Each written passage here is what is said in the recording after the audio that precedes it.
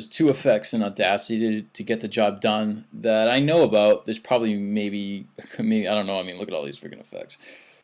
Change pitch, man. Change pitch sucks balls. Don't use it. But the one you want to use is the sliding time scale pitch shift. And this whole video is going to be about comparing the two. So let's get down to business. We've got our sample right here. That's the stock sound. I'm going to just trim these other octaves out to just keep it simple. Now let's make a couple copies. So in this middle copy here, what I'm going to do is we're going to go one octave up, change pitch with the crappy effect.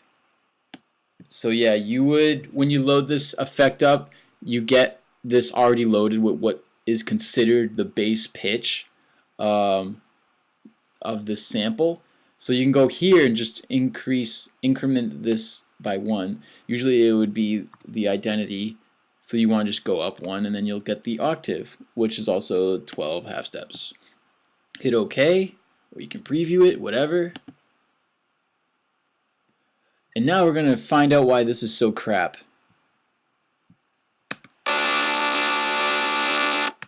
Let's not even go anywhere with that. Now you know why I despise it. But now, the sliding time scale pitch shift effect. Once more, we will listen to the stock effect.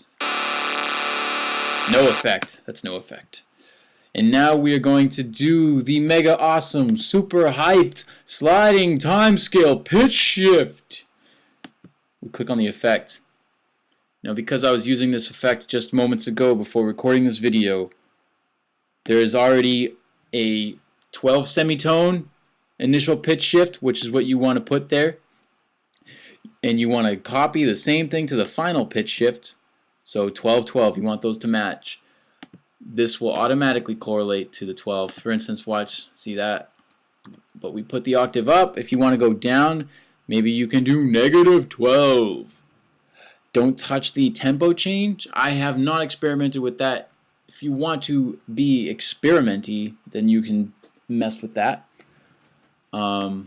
But we're going to go ahead and hit OK. There it goes. Let's listen to it. That is much better. Comparison time. Shit. Tight. And then, when you want to combine, do the layers. Now we put the original back in focus. It is recommended by gyms to throw this down, you know, several decibels. But once again, feel free to have fun. Whoa, yeah. These pitch effects, both of them, the crappy one and the awesome one, they change the pitch while keeping the wavelength at the same length, which is different from changing the sample rate alone. So I'm going to do one more example of just changing the actual sample rate, which is literally just playing the sample at a different pitch, and we're going to see how the wavelength will be, you know, tampered with, so to speak. So let me make one more track and just go ahead and paste that in there, solo it, unsolo these. So right now the base sample rate is 44/100 Hertz. I'm going to go and throw that double to increase the octave by 1, going to 88/200. Now you saw that wavelength go down, and we're going to play it. So, you know, this is another way that you could get your octaves. The only thing is that it messes with the wavelength, but it's definitely cleaner than the change pitch command. But this is probably still the best command ever, the sliding timescale pitch shift. But you could do this and go down an octave, and it would extend the wavelength, and you may be able to incorporate it. Like, let's actually do that. So what is 44/100 divided by 2? That would be 2250. So let's listen to it. I don't like the sound of that. Let's see if the sliding time scale pitch shift glorious thing can do any better. We can mess with all of them. First we'll do the change pitch effect, the crap effect, just to stay in order with the way of the last pattern there up there. Stock, crap effect, good effect. This isn't stock anymore, but let's do crap effect. Change pitch. We'll go, oh, there we go. Oh, I just changed all of them. Didn't mean to do that.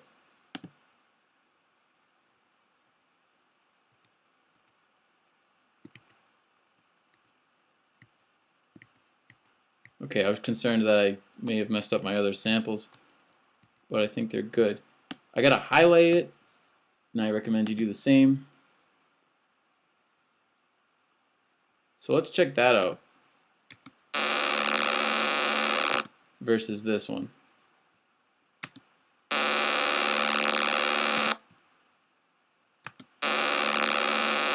They're both pretty crappy. Now let's make one more track. This will be the final experiment for the day. Highlight it, effect, sliding time scale pitch shift, and I'm going to go ahead and go -12. -12.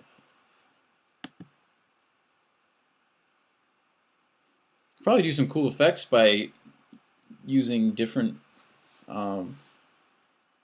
frequencies in the beginning and end of the sliding time scale. Probably I want to try that out too. Alright, let's listen to this. Listen to this one more time.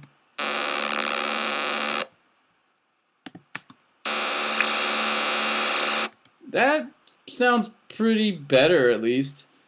But yeah, I wouldn't recommend it with this sample. At least I definitely liked how it sounded when we went up with the cool guy up there. No, is that it? That was the crap one. This is the good one. Oh, so much better. Yeah, that's the best one. All right, now just for FUCKS, let's do one more. Just for fun. We're going to go ahead and with this one, what we're going to do is a sliding time scale pitch shift where this one's at 0 and this one's at 12. Let's just see what that does.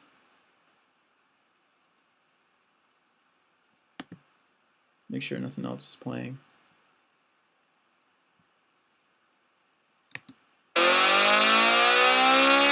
That was cool. All right, so that's the whole like tutorial on those pitch effects, layering up samples to make them fatter or whatnot, fatter, less muddy, stuff like that. You know, depending on how your sample sounds alone, you can describe if you want to layer it with a lower octave sample or a higher one, because they'll give it differences in the final effect, obviously.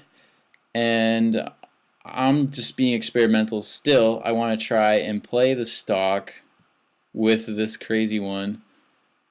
The only thing is that I got to align it. Oh boy. Whatever. It's not that big of a deal. To me, anyway. Oh, that was awful. Definitely do not do that. Okay, I'm out, guys. Sayonara and peace out. I love you all.